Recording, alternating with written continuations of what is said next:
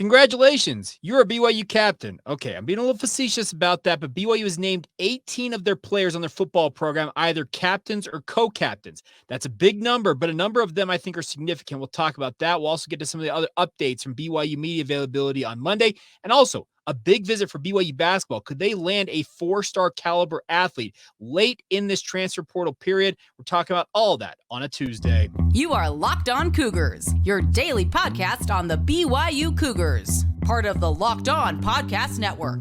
Your team every day.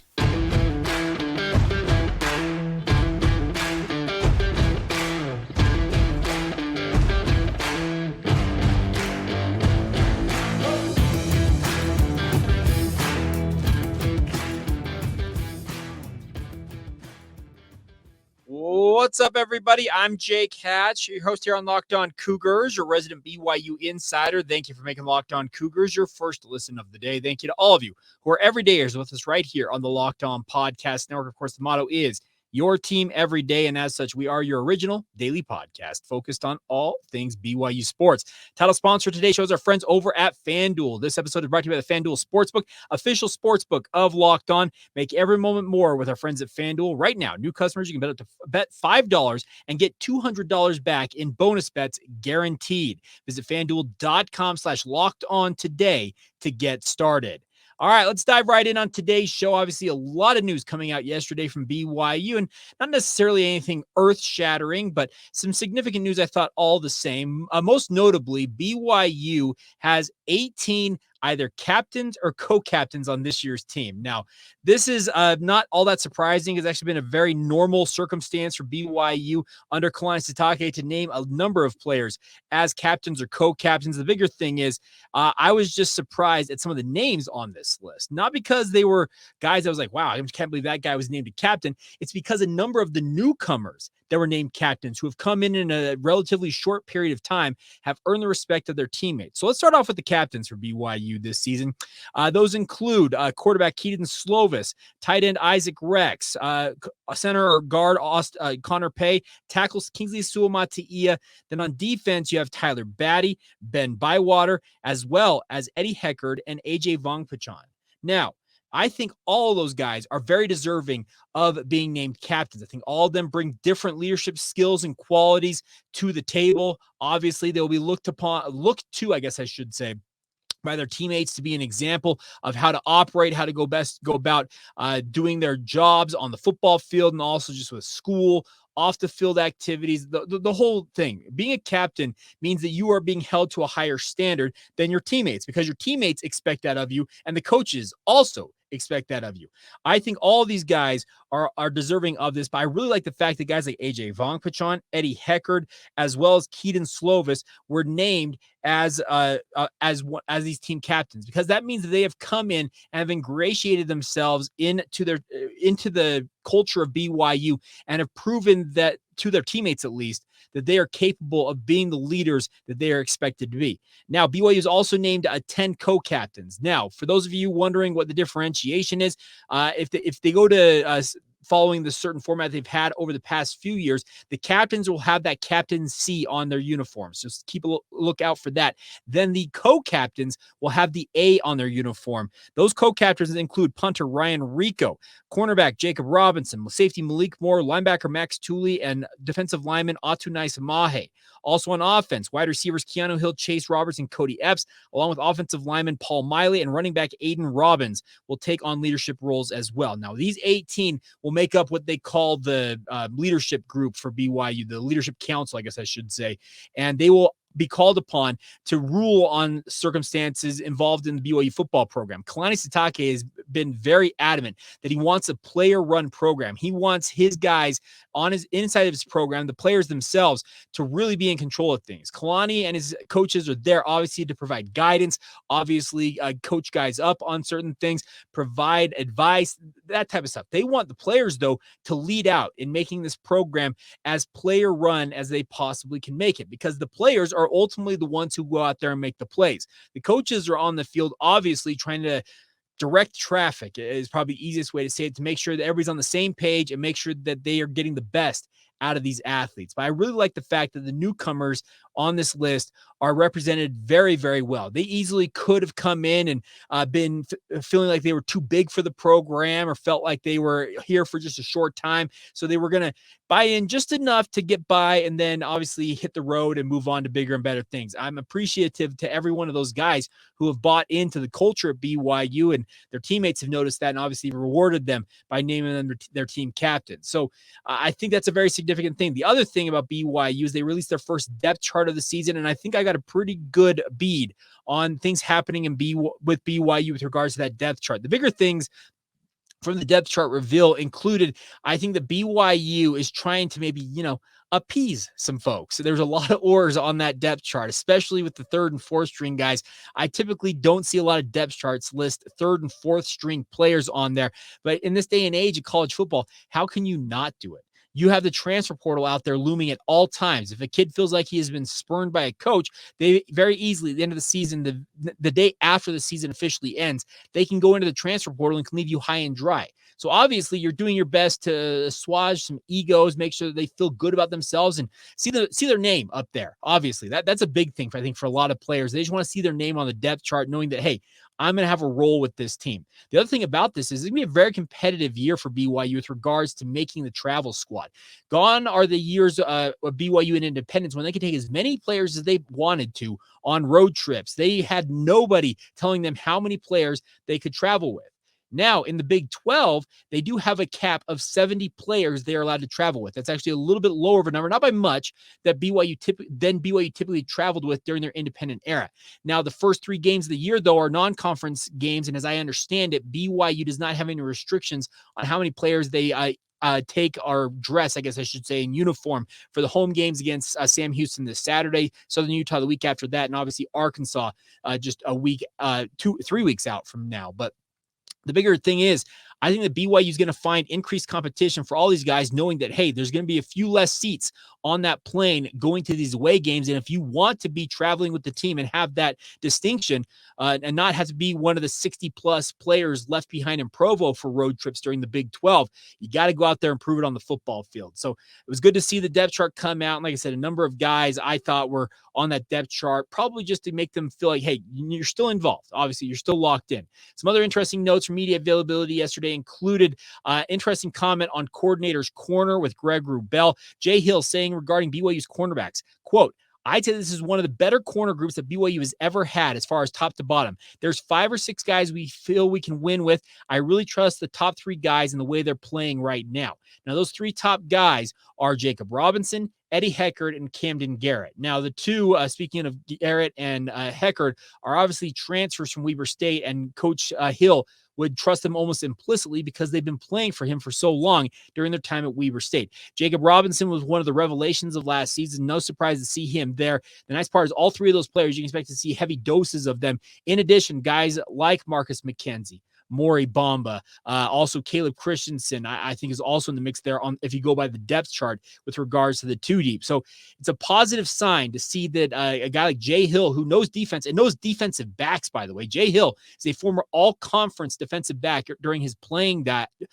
days, and obviously would know good defensive back play. To hear that from him, saying it's the deepest cornerback unit he's seen from BYU, that's very, I think, some high praise for these players. Now, the other point from Coordinator's Corner that I wanted to point out is that Kelly Papinga, who is the defensive ends coach and special teams coordinator, has coached and coordinated against the new offensive coordinator, Brad Cornelson, who is leading Sam Houston State into this game. He said, quote, this guy, speaking of Cornelson, likes to run the ball. A lot of run, QB run, likes to get on the perimeter with fly sweep and screens. It's a challenge. It's a good scheme. It's a scheme I'm very familiar with. It's tough to stop, and so I'm anxious to see exactly what he's going to do and how he's going to do it. But I think some of our guys are going to be prepared. There will be some adjustments and some things that we haven't seen, but we'll make those adjustments in game.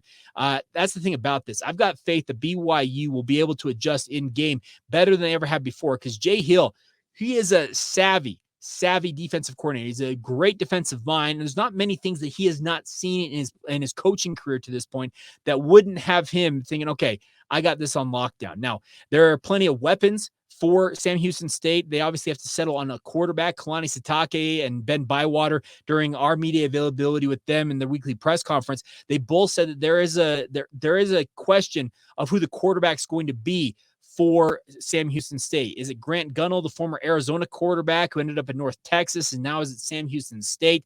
It's a big question of which of these quarterbacks is going to get the call for the Bearcats. And it really could depend on which one gets the call as to how Sam Houston State is going to operate with their offense.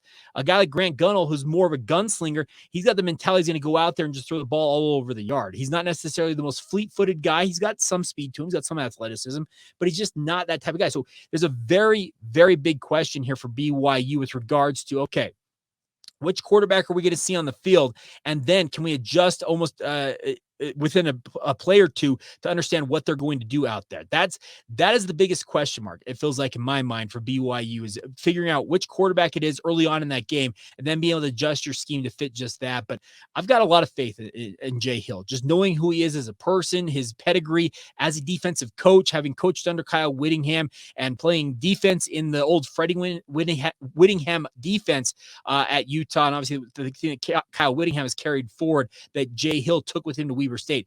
He knows this defense inside and out. Does he have the athletes to ultimately run what he's looking to run? That is going to be the ultimate question mark for BYU. But I've got a lot of expectations that he'll be able to handle the burden and the overall challenge of that. But the bigger question will be, can BYU, in terms of the players, can they adjust quickly enough? I think they will, but we'll wait and see. There's going to be some more question marks. Obviously, we'll talk more about those throughout this upcoming week. I'd love to solicit your guys' feedback. What are the players and or player or two that maybe you're looking at most this year as the most important player for BYU?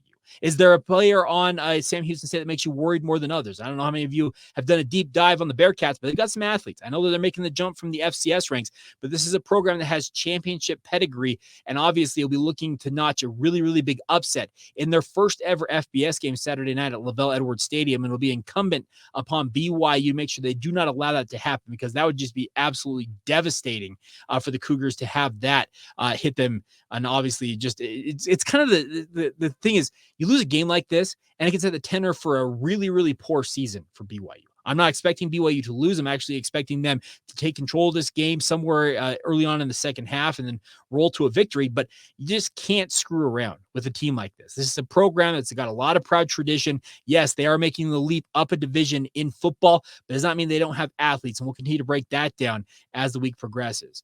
Some good news is potentially on the horizon for the BYU basketball program. We'll talk about that coming up here in just a moment, because apparently BYU may actually be able to fill one of the 2 open scholarships that Mark Pope has had on his roster. We'll talk about that as we continue on right here on Locked On Cougars.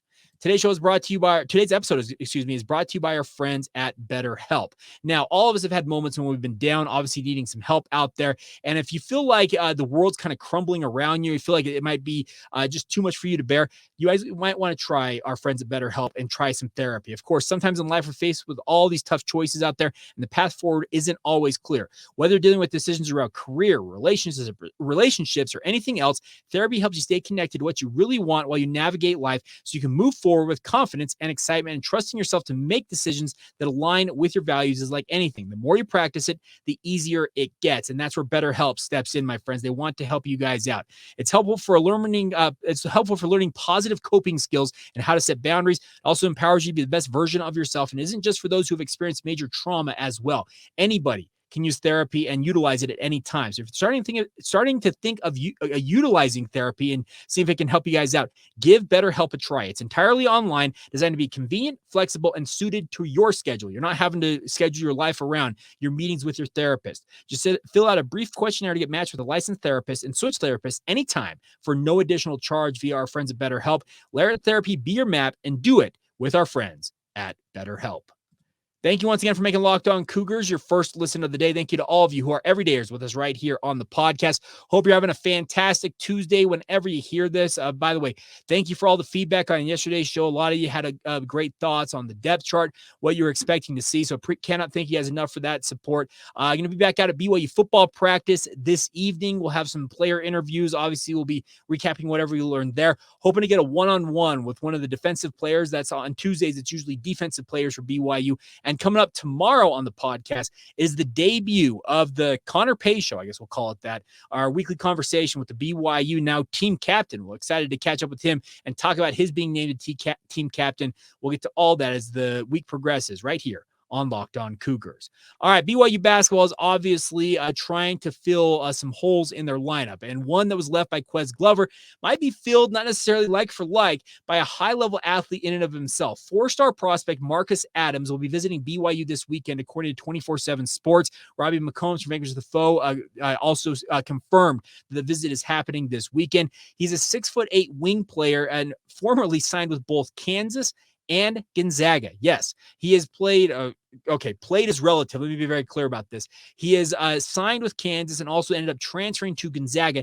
And both of those transfers / signings have happened in the past 3 months and change. Now, that could be a little bit of a red flag. Obviously, you're looking at saying, okay, why is this dude who has gone to 2 of the preeminent programs in college basketball only to leave just weeks after he arrived on both campuses? What exactly is going on here? Now, I can understand BYU kicking the tires on this young man. Actually, after he left Kansas, BYU was hoping to get a visit from him, but he ultimately opted for Gonzaga before leaving once again. That is also going to be an issue in terms of if he enrolls at BYU. Because he has used his one free transfer, he did it to go from Kansas to Gonzaga, he would actually have to get a waiver from the NCAA to be eligible this year to play. Now, that can be very dicey in this day and age because the NCAA has gone out and said that they're cutting down on the overall number of the cases they'll hear with regards to eligibility, and also just in terms of overall waivers being granted are going to be curtailed as well. So that could be a concern for BYU to get a guy like Marcus Adams eligible this year. But even so, let me just say this, go get him. Now, are there red flags? Like I said, yes, there are. But this is a dude who averaged 28.8 points per game, 6.8 rebounds, and 5 assists as a senior in high school this past year. He had offers from Arkansas, Kansas, Indiana, Mississippi State, Nebraska, Oregon, Syracuse, Tennessee, Texas, UCLA, USC, Washington, and Washington State, among others. Those are Power 6 across the board offers. You don't get this caliber of athlete to visit BYU very often. And bringing him into the program, yes, there are risks associated with it because there are people out there who are saying that he transferred, claiming that it wasn't due to playing time and there were other circumstances in play. I'd be wondering if I'm Mark Pope, I'm sitting down with him, okay, why in the world did you leave Kansas in the first place? And number 2, why after leaving Kansas did you go to Gonzaga only to leave Mark Few's program after just weeks there as well?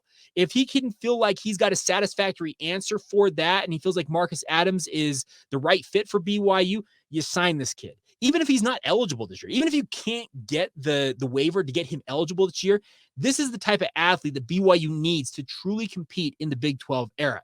He's a guy that has got all the skills, as I said, a 6'8" wing player. BYU doesn't see dudes like this very often. He's got the type of capability down the road of being a potential NBA type pick. Now, he's not a one and done, or he's not a guy who's going to go out, play one season and jump to the NBA. At least I don't think so.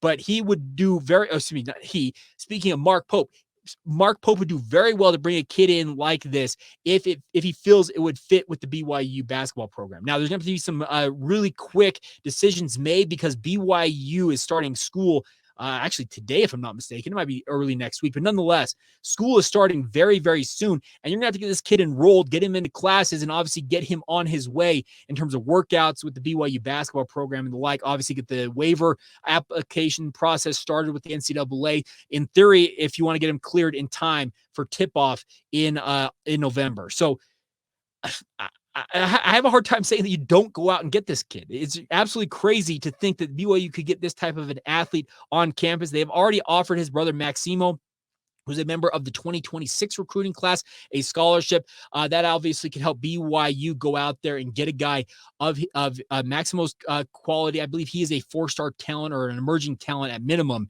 in the high school prep scene with regards to basketball. But man, like I said, if Mark Pope feels like he's got a feel for the overall situation for what Marcus Adams has gone through, what led to him leaving 2 blue blood programs, and he feels like, okay, this kid can hack it here at BYU, get him in the program. Roll the dice, because right now you got 2 open scholarships. What are you going to do with them? You're going to hand him to a walk-on, which, by the way, the other problem you have here is if you give a guy a scholarship right now, it is fully guaranteed for 4 years or however long the student athlete is at the school that they have signed it with. So if you sign Marcus Adams, he is locked in as he is a freshman. He would be a guy that's going to be signed, obviously, for however long he plays for BYU. Should he opt to transfer once again, which would be his fourth school, crazy to consider, but nonetheless, it does happen. He would obviously, that would free up the scholarship once again. But the bigger thing is, you're not necessarily going to go out and just hand a scholarship to a walk-on if you're BYU, because you don't necessarily consider them to be game-changing type talents. And there's such limited scholarships in basketball versus a program like football.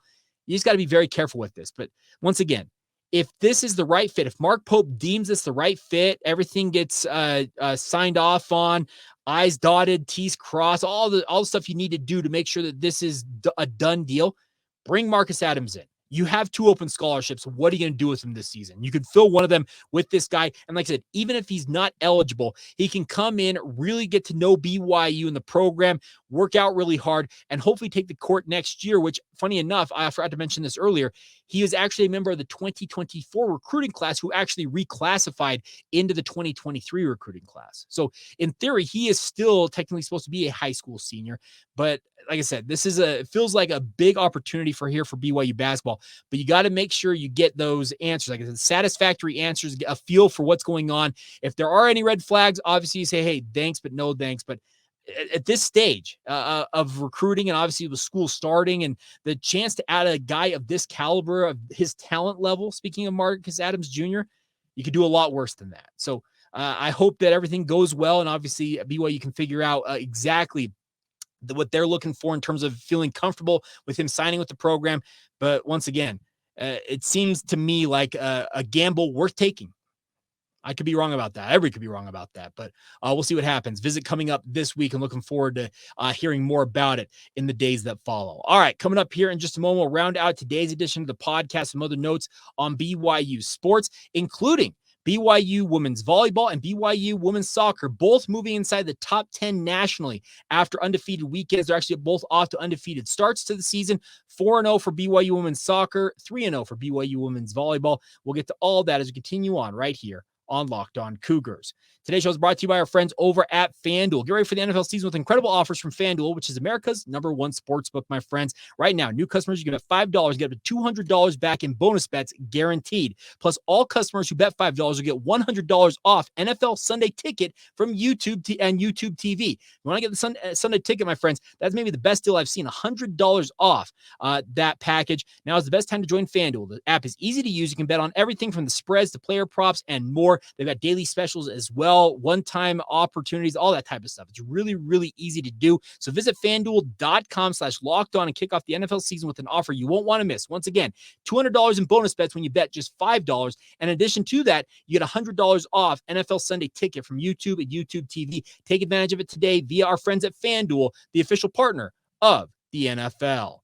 Thank you once again for joining us right here on Locked On Cougars. Another quick reminder that our show is brought to you today by our friends over at Perry Homes. Now, Perry has been working with us. I don't know how long it's been now, but it's been months, if not years at this point. But whether you're looking for your first home or you're ready to upgrade to your dream home, Perry Homes has a house for you. For 50 years, Perry Homes is Utah's premier home builder with communities throughout the state. They have many communities, home designs, and price points to help meet your needs. And more importantly, they have beautiful communities in Davis, Salt Lake, Tooele, and Utah counties, all designed with you guys in mind. They also have multiple communities in Washington County near St. George as well. And they offer over 50 unique home designs to make sure that you guys have the right fitting house for what you're looking for at the time. Because like I said, it could be your first home, could be a dream home, or literally anything in between. They want to be here for you guys. They even have quick move-in homes available now if you're ready to make the move right away. And they offer generous financing incentives through their preferred lender as well. So get started today by visiting perryhomesutah.com to see what's new in Utah's finest neighborhoods. That's